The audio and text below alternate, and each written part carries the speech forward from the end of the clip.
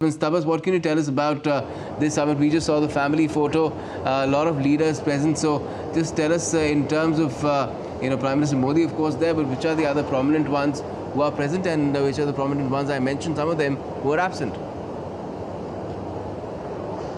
Yeah, well, what one can tell you, Gautam, is that it's a family photo, and it shows once again Prime Minister Narendra Modi at the very forefront. And one more point that one needs to understand is that even though there is a lot of bonhomie that one saw at that time, a lot of discussion is going to take place, and it's going to be quite a not that interesting one, because I remember as your guest was talking about the fact that historical legacy has to be understood, and that's something that this particular COP28 will like to do. And somewhere down the line in the stock taking, a lot of hard questions will be asked why certain decision or certain countries could not keep up with their NDC targets. So they all smiles there, but behind backdoor channels, when the diplomacy will work, especially as ministers of all these countries will work together, and they will thrash out the details. And remember,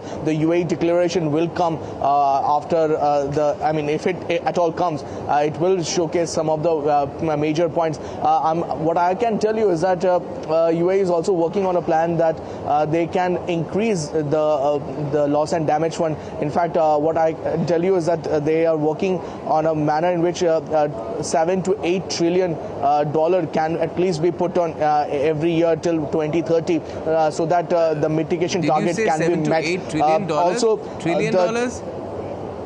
At least. Yes, wow, that would be something. That's something that they might just come up with. That will be amazing. But again, a lot of permutation and combination are currently going on, and one will right now, it will be interesting to see about whether $500 million for this loss and damage fund.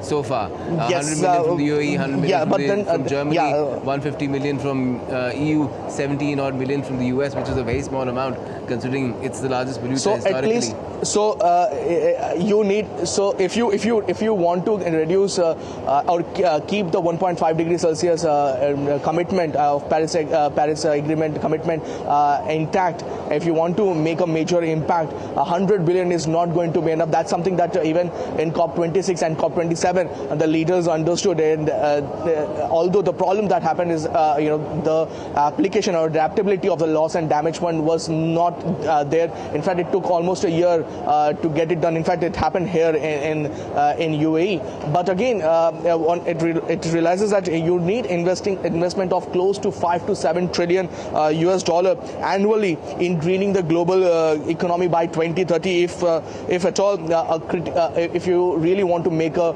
major dent, and that's something that we believe.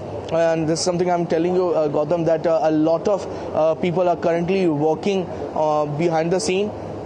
We might see in the UAE declaration coming up with the numbers that I just mentioned to you. All right, that will be very, very impressive. Dr. Panik, what do you make of that loss and damage fund, which right now a lot of commentary has been coming in, is highly inadequate, could ultimately be quite a mammoth contribution to combating climate change if all this buzz is to be believed?